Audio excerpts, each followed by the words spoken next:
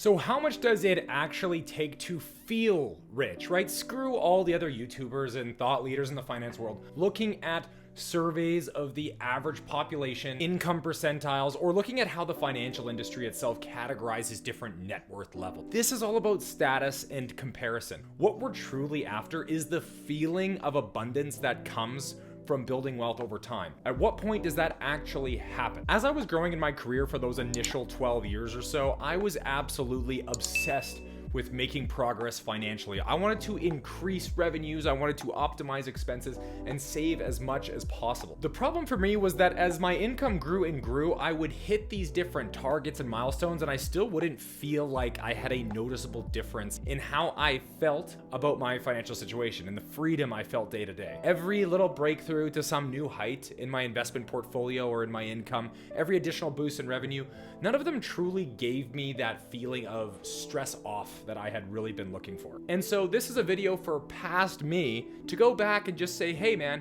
here's when it's gonna happen. Here's when you're gonna feel that way. Because at one point, that feeling did in fact come around, right?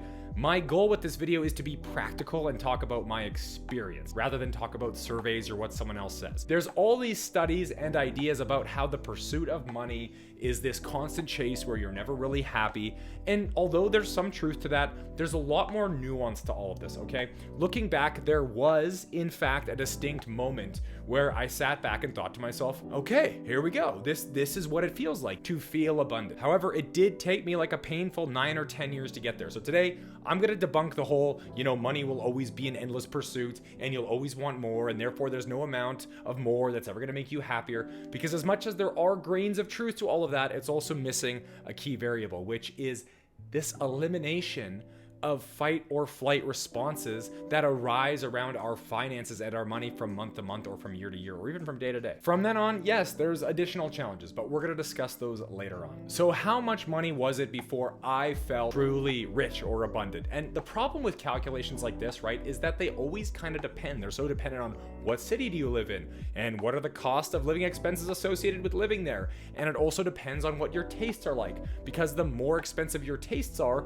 the harder it is to feel rich. So what I did for this video is I went back to that specific time that I remember feeling that feeling for the first time, and I came up with a multiplier system.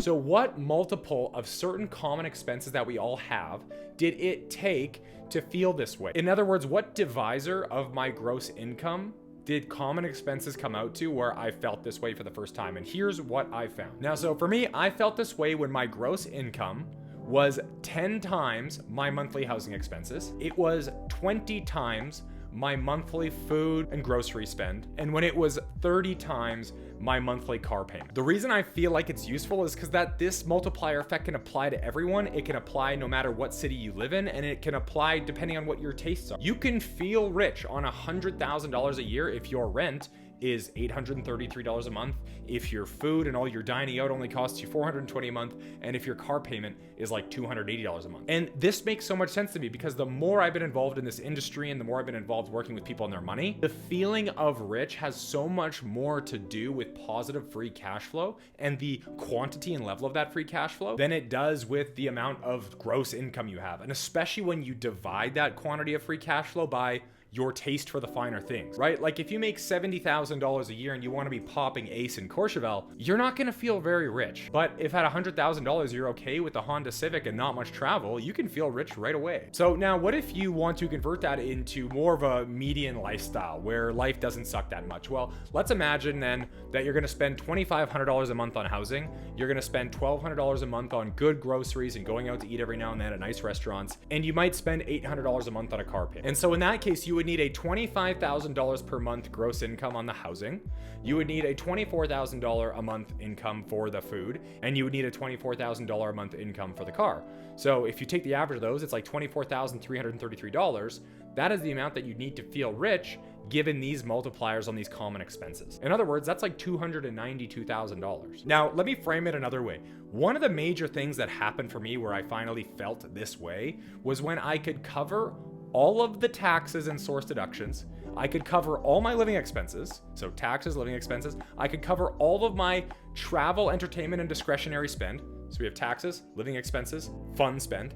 And in addition to that, I could automate 20% of my gross income every month into investments. And then after all those things, still have a significant amount of left over. Because that's the feeling of free cash flow, of feeling rich. It's when you get to do all the things you want and there's still money left over and you start scratching your head wondering, okay, what do I do with the rest of this? That's the feeling. So in my view, yes, sure, you need some amount of money to have those prerequisites to feel a level of wealth that reduces money-related stress to near zero. But that amount of money is obviously a lot lower for people who need less. And I think that most people really miss the point on where the true blissfulness you're looking for actually comes from. Now, the real problem here is that additional money over what you currently have provides additional marginal utility until the threshold of your insecurities. Let me draw this one out. So let's say on this axis over here, we have happiness, and on this axis over here, we have money. What we find, I think what a lot of us find, is that as we gain more and more money, things really steeply improve, and then they start to level off quite a bit. The reason it improves so steeply here is because there is some amount of money that we need in order to avoid this fight or flight response we get from not being able to pay the creditors and not being able to make ends meet month to month. And so this is what I mean by having enough to pay all of the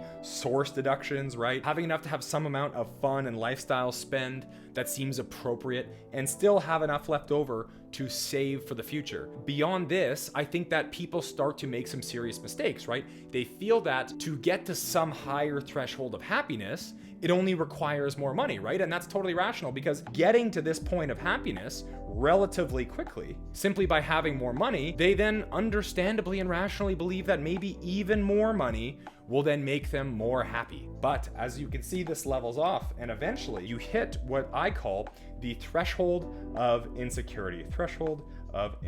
You see, you have all sorts of voices and impulses inside your mind, your operating system for the way you see the world, that prevent you from having happiness, okay?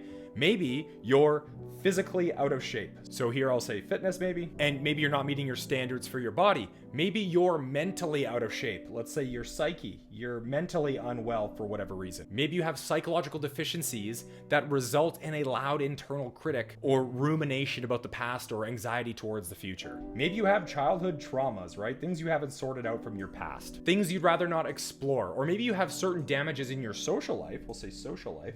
You have certain damages in your social life that need healing. People you've hurt or people who have hurt you. Maybe you have a lack of clarity on your values and what uniquely brings happiness to you rather than doing what everyone else does. So we'll say values and maybe just independence. All of these different things put downward pressure on your ability to be happy no matter how much more money you accumulate. There is no amount of money that you can earn or spend to bring you peace around these things. These have to be worked out in a different way. Now, I believe there are things that you can do. There's work that you can do on yourself to reduce the downward pressure from these things in your life. For me, it's been things like tracking biomarkers, right? Getting your blood done and just tracking health deficiencies, maybe through diet, through exercise, through sleep. See where your physical body isn't the best that it could possibly be. For me, it was things like this, getting the right supplements, getting exercise to ensure that I was as healthy as I possibly could be, which then helped me alleviate these downward pressures of these things. Things like getting a counselor or a therapist, a life coach to help me tackle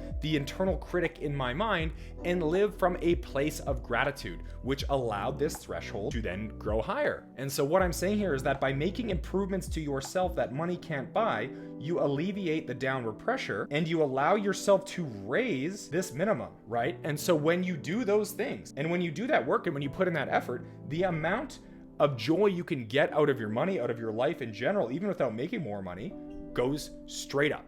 Vertically, right? It happens right away. So in essence, the more mental and physical work you do on yourself, the quicker you can feel wealthy with less income. If I had chosen to do all of that work on myself many years prior around here, I would have felt wealthy many years sooner without having to make the additional money. And so in summary, what I'm trying to get at here is that the amount of money that you need to actually feel rich is substantially lower than you might think. And for me, it probably could have happened a lot faster if I was willing to look at some of the other sides of myself that were preventing the happiness in the first place. So anyways, for those of you like me who are grinding really hard to increase your income and increase your station in life, and you're constantly wondering, when am I gonna feel wealthy? When am I gonna feel abundant? When am I gonna feel the way I'm hoping to feel by becoming more successful? Well, the reality is, apply those multipliers. And if you're already there and you're still not happy, it means there's other things in your life that you need to work on in order to feel that way. And even if you're close or approaching them, it might be a good idea to pause and reflect and see, is it time for me to start switching my focus onto other things that could bring me more happiness? And last of all, yes, it is definitely true that we do need some amount of wealth, some amount of income to make sure that the bills are paid, we're saving for the future and all these sorts of things to actually feel that abundance. So anyways, thank you so much for watching this video. Hopefully it resonated on some level. This is the video that I needed to give myself maybe 5-4 years ago, and hopefully you enjoyed it. So thank you so much for watching, and we will see you next time.